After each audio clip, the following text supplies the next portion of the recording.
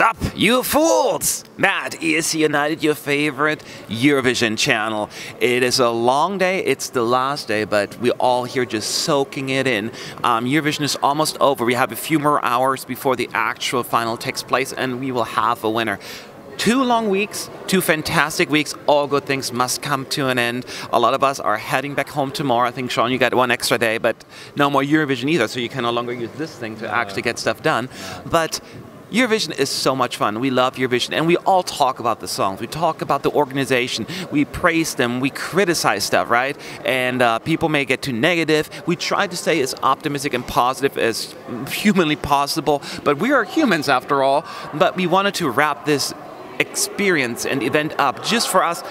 All 3 of us will kind of point out just 2 of our favorite moments at Eurovision 2018, and just you can tell me a little bit what it is and why that is. So I'm going to start with you first, Sean. What was one of your 2 favorite moments at Eurovision 2018? I think the thing that really stands out to me as my favorite moment was the first time we saw Moldova's rehearsal. Yes. Because it was so unexpected. No one saw it coming. Everyone was captivated by it as soon as it started, and it was a really gripping 3 minutes, and that'll always stick in my mind as my favourite first run through of a rehearsal. Yes. And obviously now we've seen it quite a lot. We've kind of gotten used to the show, but I think it doesn't get old though, does it? But it's something so thrilling, and I think that's why it'll really work for them tonight, because a lot of people see it for the first time and they'll be captivated by it. Yes. So I'd say that's probably my favourite moment. That was definitely a big moment, and as I said, we can have a moment or just a situation or just a feel for the entire time. One of that I felt, it was so much fun coming into the press center, talking to fans or anyone else about this year being so unpredictable. So every day I come in here, it's like nobody knows what's going on. Everyone is messing up their predictions, and even somebody who gets right, a lot of them right, I'm going to say they were a little bit lucky as well, because it's so difficult to predict what was going on. So everyone's like, I don't know who's going to win. I don't know who's going to qualify. This is such a strong year, and that makes it so difficult, but it's also fun because it seems that everyone is almost like humble to a certain extent, like I don't know what's going to happen. No one is overconfident. I mean, I'm sure some people are, but for the most part, it was just such a joy coming in here and talking about, what do you think is going to happen? I don't know. What do you think is? I have no clue. And it makes it so much fun because you just don't come in and go, okay, we know Lorraine's going to win, so whatever. It felt more like every day was like an adventure coming in, and that is what the overall I can wrap it up the most was the most exciting part for me, or one of the most exciting moments. How about you, Chris? I think actually having the feeling of coming from home, listening to the songs before coming here, and then really experience this like overturned opinions on things where you were like, oh, this is not really for me, I don't like this genre, it's not a very exciting singer, the vocal is not very... I had really many of those moments this year, and I knew before coming this would be my favorite year music-wise ever. I just knew it, but at the same time I was surprised with how many songs actually won me over, from the staging, from the vocal delivery, from their presence, and I really have quite a few, like Israel, Slovenia particularly, Cyprus as well. It was not a song that I really gave a lot of attention, so for me it has really been from like moving from not really could care a lot for the songs, and all of a sudden, whoa, they're there. Yeah. So that has been the biggest surprise for me, and how many of these moments, because I wouldn't say that I'm fixed in my opinion, because that I'm not, but I never had such a year where I had also a bunch of songs that really made me become a fan of them on ground. Yeah.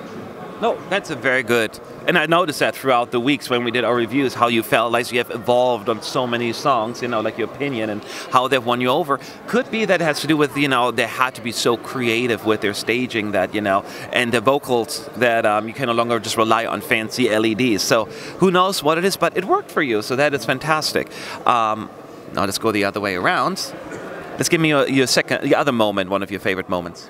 I would actually say the performance of Malta was a moment I was very surprised with. Both the staging, I thought it was very clever staging, one of the best for me maybe this year, and also her vocal live delivery surprised me compared with what I've heard and seen before coming here. It was for me something that I didn't appreciate a lot. And for me, it was like when she came on stage and she gave it her best, her vocal to me had never sounded better, and I thought there was a message and a meaning behind it.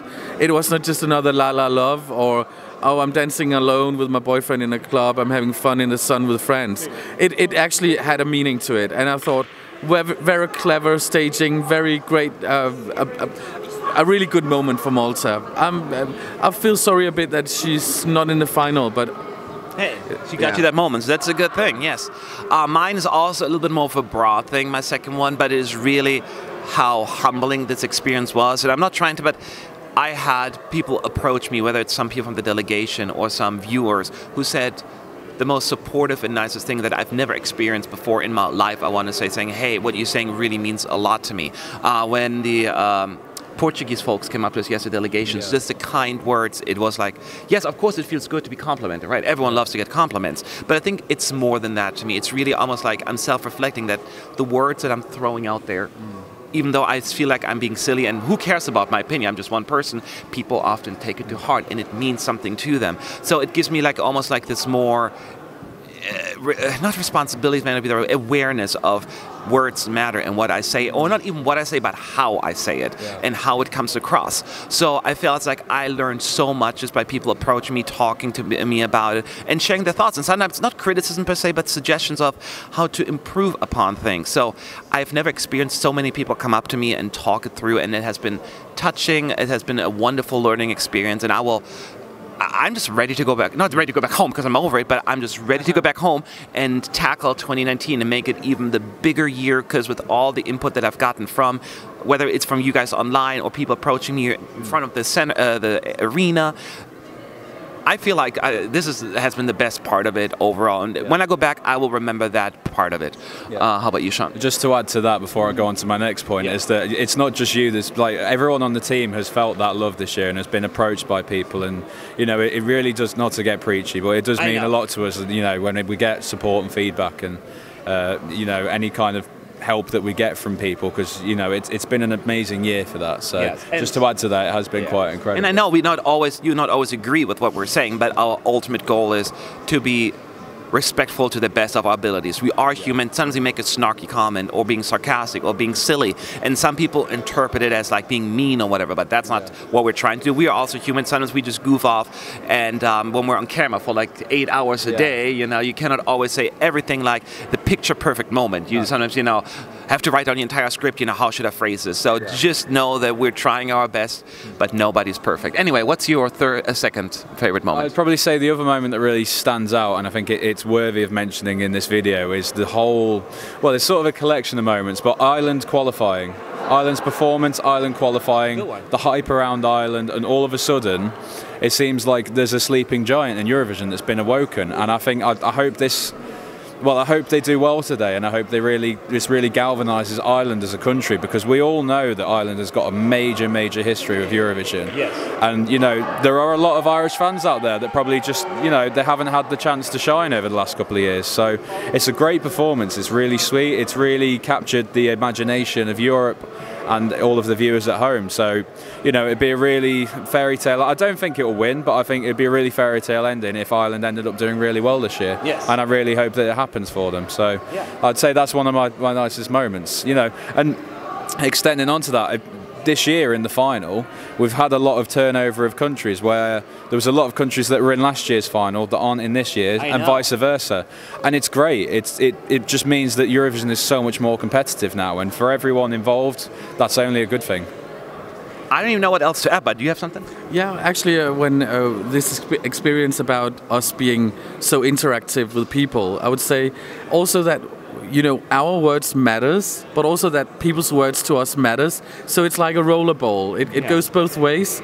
And I've also been approached by a lot of people, and I would say it's good to both have criticism when it's constructive, but also to have reactions. And it's been really overwhelming as well, also for me, and it's been a wow experience. Yeah, absolutely. Yeah. And I was going to say thank you for the one who's been watching, subscribing, commenting, sharing, I mean, and even donating. It's been overwhelming. It's been overwhelming. It's a wonderful, but don't forget, just because the final is tonight, Eurovision is not over after tonight. It's an all-year thing. Because once we have a winner, it's all about Eurovision 2019. So don't have the PED. We know post-Eurovision depression. We'll do whatever we can to keep you entertained. I'll say one more thing, sorry, because I feel like it'd be a disservice to Portugal to not mention it, is that there have been ups and downs with this year, admittedly, but it's been Portugal's first Eurovision, and Lisbon has been an amazing city to spend 2 weeks in. It's a beautiful city. The Portuguese people are so friendly and hospitable, and you know, it's been a real experience. It's been different to Kiev, it's been different to Stockholm and Vienna so far, but that's the beauty of Eurovision, is that every year a new country gets to take their chance to shine, and every year it's different, and that's a good thing. And I think, yes, there have been some organisational issues which we might touch on later, but overall it has been a really enjoyable contest, and I'd just like to thank, you know, Lisbon and Portugal for hosting all of us. It's been a great experience. I think all of us will be back at some point for non-Eurovision stuff, just to really explore more of this place, because it is just such an awesome place to be at. So that's it. We just wanted to wrap up 2018 on a good note, and we mean it. We absolutely mean it. I know not every one of you was actually physically here in Lisbon, but share your favorite moments of 2018 from what you watched, what you've seen. Leave your thoughts below in the comments section, and it's time to just enjoy the show. Good luck to your favorites, or just to everyone else out there, every country, because they're all going to do their best. We'll be back soon, so see ya.